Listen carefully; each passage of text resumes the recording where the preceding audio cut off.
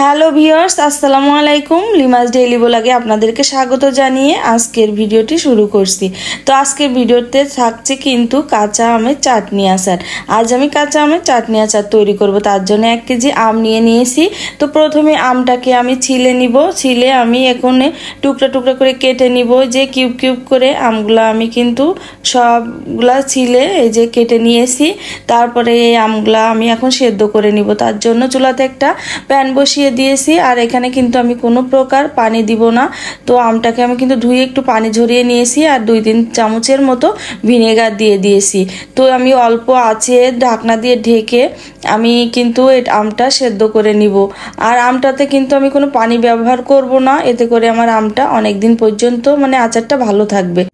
আমটা সেদ্ধ হতে হতে একটা মশলা তৈরি করে নিব। এখানে আমি 2 চামচ পাঁচফোড়ন দিয়েছি, 1 চামচ জিরা, 1 চামচ ধনে, তারপরে 2টা শুকনা মরিচ দিয়ে আমি এই যে টেলে নিব। এখন ঘ্রাণটা বের হইলে একটু তারপরে আমি একটা গুঁড়া করে নিব। আর এদিকে কিন্তু আমার আমটা দেখুন সেদ্ধ হয়ে এসেছে। আমি কিন্তু অল্প আছে কোনো পানি ছাড়াই আমটা সেদ্ধ করে নিয়েছি। তারপরে এখানে দেখুন একটা ডাল ঘুটানি দিয়ে আমি এটা সুন্দর করে এখন একটু পেস্ট করে নিব যেন দানা দানা না থাকে। এই জন্য আমি সুন্দর করে আমটা সুন্দর করে পেস্ট করে নিব। এদিকে চুলাতে একটা প্যান বসিয়ে আমি দিয়ে দিলাম কিছুটা সরিষার তেল। তেলটা গরম হইলে আমি এখানে কিছু গোটা পাঁচফোড়ন দিয়ে দিয়েছি। পাঁচফোড়নটা একটু ভেজে নিয়ে আমি এখানে 3-4টার মতো শুকনা মরিচ দিয়ে একটু ভেজে নিয়ে তারপরে দিয়ে দিলাম রসুন কুচি আর একটু আদা বাটা দিয়ে আমি তেলের সঙ্গে এই মশলাগুলো একটু ভেজে নিব।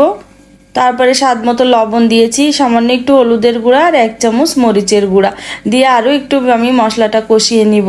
তারপরে মশলাটা কষানো হয়ে গেলে এই পর্যায়ে সেই আমের পিউরিটা আমি এখন এর ভিতরে দিয়ে দিব। দিয়ে আমি সুন্দর করে সেই মশলার সঙ্গে তেলের সঙ্গে আমি এই আমের পিউরিটা কিন্তু সুন্দর করে মিশিয়ে নিব। তো ধৈর্য ধরে অনেকক্ষণ ধরে কিন্তু সেটা নাড়াচাড়া করতে হবে। দিয়ে এই পর্যায়ে আমি দিয়ে দিব গুড়। এখানে আমি খেজুরের গুড়টা দিয়েছি, এখানে আপনারা চাইলে চিনিটাও দিতে পারেন। তো আমি এখানে গুড় দিয়েছি, তাই এতে করে কিন্তু আমার কালারটাও সুন্দর আসবে। তারপরে গুড়ের সঙ্গে সেই আমের পিউরিটা আমি সুন্দর করে মিশিয়ে নিব। আর যে মশলাটা তৈরি করে রাখছিলাম তো এটা আমি কিন্তু আধা ভাঙা করে রেখেছি। তো এটা থেকে কিন্তু আমি কিছুটা পরিমাণ মশলা আমি দিয়ে দিলাম। আর এই মশলাটা কিন্তু আমি একবারে দিব না, আমি 3 বারে এই মশলাটা দিব। তারপরে আমি একটু চেখে দেখব, চেক করে নিব যে আসলে সবকিছু ঠিকঠাক আছে কিনা। তারপরে এই পর্যায়ে নাড়তে টানতে কিন্তু আমার এই পর্যায়ে আরও একটু সেই গুঁড়া মশলাটা দিয়ে দিব।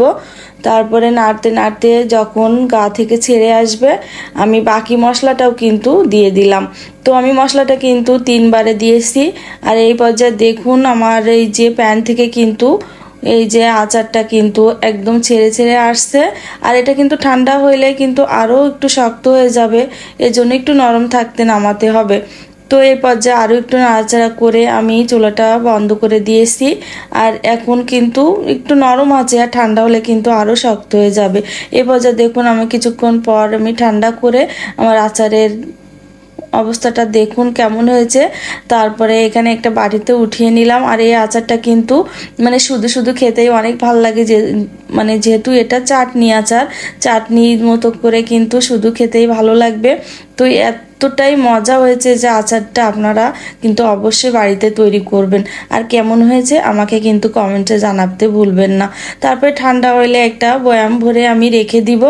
তো এটা কিন্তু যেহেতু পানি ছাড়া আমি কিন্তু এই আচারটা তৈরি করেছি, আর ভিনেগার দেওয়াতে কিন্তু অনেক দিন পর্যন্ত ভালো থাকবে। এটা বাইরেও আপনারা 1 মাসের মতো রাখতে পারবেন। আর যদি ফ্রিজে রাখেন নর্মাল ফ্রিজে, তাহলে কিন্তু 6 মাস 1 বছর ধরে এই আমের আচারটা খেতে পারবেন। তো আমার ভিডিওটি ভালো লাগলে লাইক শেয়ার দিতে ভুলবেন না। আর ইউটিউব থেকে দেখলে সাবস্ক্রাইব করে আমার পাশে থাকবেন।